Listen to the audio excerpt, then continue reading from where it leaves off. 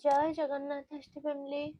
ଆପଣ ତ ଜାଣିଛନ୍ତି ମତେ ଏମିତି ଗୋଟେ ରୋଗ ହେଇଯାଇଛି, ସେ ବି 7.5 ବର୍ଷ ହେଇଗଲାଣି। ଆଉ ସମସ୍ତେ କହୁଛନ୍ତି ମୁଁ କେବେ ବି ନିଜ ଗୋଡରେ ଚାଲି ପାରିବିନି, ଭଲ ହେଇପାରିବିନି ଏ ରୋଗରୁ। କିନ୍ତୁ ଆମେ ରୋଗ ହବା ପାଖରୁ ଆଜି ଯାଏ ମୁଁ, ମୋ ପରିବାର ଲୋକ, ମୋ ଗୁଲୁ ବୋଉ ଆଉ ସମସ୍ତେ ମତେ ବହୁତ ସାଥ ଦେଇଛନ୍ତି। ଆଉ ଆମେ ବହୁତ ଲଢିଛୁ ଏ ରୋଗରୁ ପାର ହବା ପାଇଁ। 7.5 ବର୍ଷ ହେଇଗଲା। ଆଜ୍ଞା, ଡକ୍ଟର କହିଲେ ଉଠିକି ବସି ପାରିବେନି। ବହୁତ ଚେଷ୍ଟା କଲେ, ବହୁତ ଚେଷ୍ଟା କଲେ, ଉଠିକି ବସିବା ଶିଖିନି। ବସିବାରୁ ଛିଡା ହବା ମୋ ପାଇଁ ଅସମ୍ଭବ ଥିଲା। ଦେହ ସାରା ସାଲୁ ସାଲୁ ଘା ହେଇଯାଇଥିଲା। ସେ ସବୁ ବି ଧୀରେ ଧୀରେ 5.5 ବର୍ଷ ପରେ କମି କମି ଭଲ ହେଇଗଲା। ଏବେ କମି ଯାଇଛି ଘା ଦେହରେ। ଉଠିକି ଠିଆ ହବାଟା ଡକ୍ଟର କହିଥିଲେ, ସମସ୍ତେ କହୁଥିଲେ କେବେ ବି ମୁଁ ଜୀବନରେ ଉଠିକି ଠିଆ ହେଇପାରିବିନି, ଚାଲି ପାରିବିନି, କିଛି କରିପାରିବିନି, ଅସମ୍ଭବ।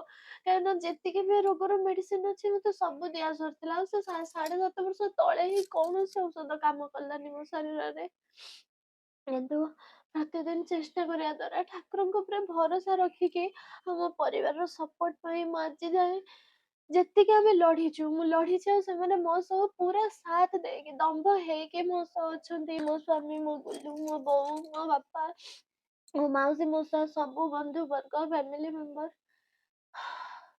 6.5 ମାସ ହେଇଗଲା ଛିଡା ହବା ପାଇଁ ପ୍ରାକ୍ଟିସ କରୁ କରୁ କରୁ କରୁ ଅଧିକ ପ୍ରାକ୍ଟିସ କରୁ କରୁ ଆଜି ବସିକି ୱାକର ଧରିକି ଛିଡା ହେଲେଣି।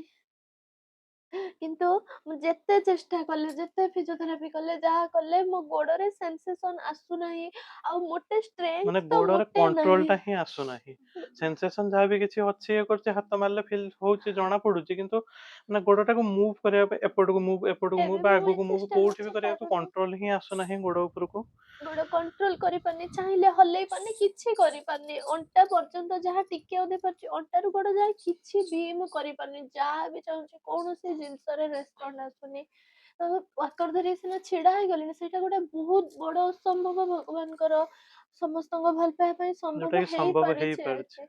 କିନ୍ତୁ ଯେତେ ଯାଏ ମୋ ଗୋଡରେ ଷ୍ଟ୍ରେଂଥ ନ ଆସିବ, ମୋ ଗୋଡ ପାଦ, ପ୍ରଥମ ପାଦ ଯୋଉ ଉଠେଇବି ଛିଡା ହବା ପାଇଁ, ସେଇଟା ଉଠେଇକି ଚାଲିବା ପାଇଁ ଚେଷ୍ଟା କରିବାଟା ଅସମ୍ଭବ। କେବେ ମାନେ ଗୋଟେ ମନରେ ସଂକଳ୍ପ ନେଇଛି ଠାକୁରଙ୍କ ପାଖରେ ଆସିକି ମାନସିକ କରିକି, କାଳିଆ ପାଖରେ, ମା ତାରିଣୀ, ସବୁ ଦେବଦେବୀଙ୍କ ପାଖରେ ମୁଁ ଏତିକି ମାଗିଛି ଯେ କଣ୍ଟ୍ରୋଲ ଆସିବାର। ଯେତିକି ରାସ୍ତା, ଯୋଉ ଚେଷ୍ଟା ଆମେ କରିବା, ସେ ଫିଜିଓଥେରାପି ଟା ମୋ ଦେହରେ ଲାଗିଯାଉ, ଠାକୁର ସେଇ ଡାକଟା ଶୁଣନ୍ତୁ ଆଉ ମୁଁ ପାଦ ଉଠେଇକି ଚାଲିପାରେ। ଆମର ଗୋଟେ ସତରେ 7.5 ବର୍ଷ ହେଲାଣି ନର୍ମାଲ ଜିନିଷ ମୁଁ କରିପାରୁନି, ନିଜ ପାଇଁ ବି କିଛି କରିପାରୁନି। ତାକୁ ବି ମୁଁ ମନ ଭିତରେ ଚାପି ଦେଇଛି ପଥର କରିକି। କାହା ପାଇଁ ବି କିଛି, ବୋଉ ପାଇଁ, ଗୁଲୁଙ୍କ ପାଇଁ, କାହା ପାଇଁ କିଛି କରିପାରୁନି। ତା ସେ ମନର ଯନ୍ତ୍ରଣାକୁ ବି ଚାପି ଦେଇଛି।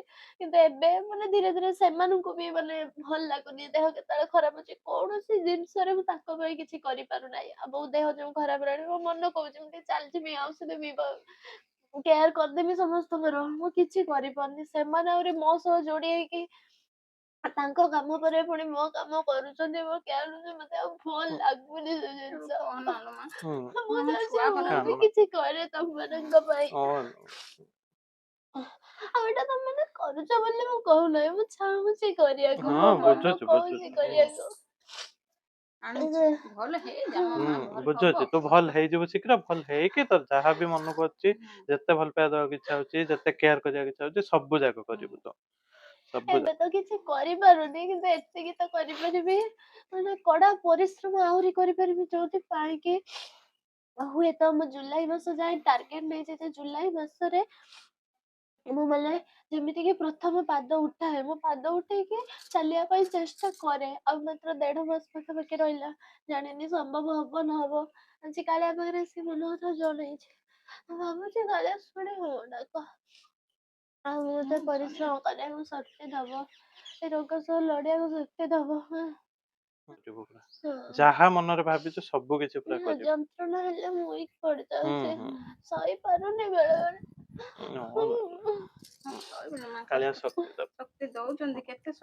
ମୁଁ ଭଲ ହେବି, ମୁଁ ଆହୁରି ଚେଷ୍ଟା କରିବି, ହୁଁ ଆହୁରି ହୁଁ ଚେଷ୍ଟା କରିବି, ଜାଣିଥିଲୁ ଏଟା। ବହୁତ ଚେଷ୍ଟା କରିବି। ନା ଚେଷ୍ଟା ଭଗବାନଙ୍କୁ କରୁଛୁ। ପ୍ରାର୍ଥନା କରନ୍ତୁ ଯେତିକି ବି ବାଧାବିଘ୍ନ ଆସୁଛି ସବୁ ଦୂର ହେଇଯାଉ, ବାସ୍ ଆମେ ଖାଲି ପରିଶ୍ରମ କରିପାରୁ। ଠାକୁରଙ୍କୁ ନାଇଁ ସେତିକି କାଲି ନା ଜଣେଇଦେଲୁ, ଠାକୁରଙ୍କୁ ସେତିକି ମନ କଥା ପୁରା ଜଣେଇଦେଲୁ, ପୁରା ମନରେ ପୁରା ଦୃଢ ବିଶ୍ୱାସ ବି ନେଇ ଆସିଲୁ, ତ ନିଶ୍ଚୟ ପାରିବୁ, ଶୀଘ୍ର ପାରିବୁ ତୁ ହେଲା। ହଁ ଏବେ ପଳେଇ ଘର ଭିତରୁ ପଳେଇବୁ। ହଁ ନାଇଁ ଏବେ ବହୁତ ପରିଶ୍ରମ ତାକୁ କରୁଛ, ଯତ୍ନ ନଉନି କେଠି, ଯତ୍ନ ବି ନଉଛୁ ଯେତିକି ମାନେ ପଚାରୁଛୁ ଯେତିକି ଅଧା ଯତ୍ନ ତ ନେଇଯାଉଛୁ ଜାଣିଲୁ। ସେଇଟା ହେଲା ଯତ୍ନ ଜୀବନର, କାମଟା ଯତ୍ନ ନୁହେଁ ମା, ବୁଝିଲୁ। ନା ସ୍ନେହ, କାମ ନୁହେଁ, ମୁଁ ସେଇ ଯତ୍ନରେ ସେଇ କରିବାକୁ ସ୍ନେହ ଚାହୁଁଛି। ମମତାଟା ହେଲା ମୂଳ ଜିନିଷ ତା ଜୀବନର। ତମେ ନା ଏତେ ଭଲ, ମତେ ଏଇ ପରିସ୍ଥିତିରେ ଏତେ ଭଲ ପାଉଛ, ଏତେ କେୟାର କରୁଛ। ତୁ ବି ଭଲ, ତୁ ବି କଣ ମାନେ କରିପାରୁନୁ ବୋଲି ଥୋଡି ଖରାପ ହେଇଯାଇଛୁ।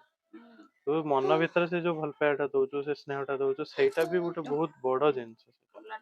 ଜଗନ୍ନାଥ ଫ୍ୟାମିଲି ଠାକୁରଙ୍କ ପାଖରୁ ପୁରା ଜୁହାର ହେଇକି ଆଶୀର୍ବାଦ ନେଇକି ମୁଁ 2 ଜଣ ଯାକ ଆସିଲୁ। ଆଜି ବହୁତ ବଡ ସଂକଳ୍ପ ମନରେ ନେଇଛି, ଆଉ ଟାର୍ଗେଟ ନେଇଛି ଜୁଲାଇ ମାସ ବେଳକୁ ପ୍ରଥମ ପାଦ ଉଠେଇକି ଚାଲିବାଟା ସକ୍ସେସ୍ ମିଳିଯାଉ। ମୁଁ ଜାଣି ଜୟ ଜଗନ୍ନାଥ, ଜୟ ମାତା ଦି।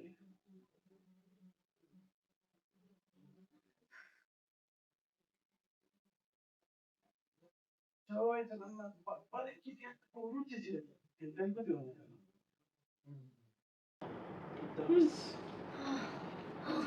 ମୁଣ୍ଡ ବୁଲେଇ ହେଇଯିବ।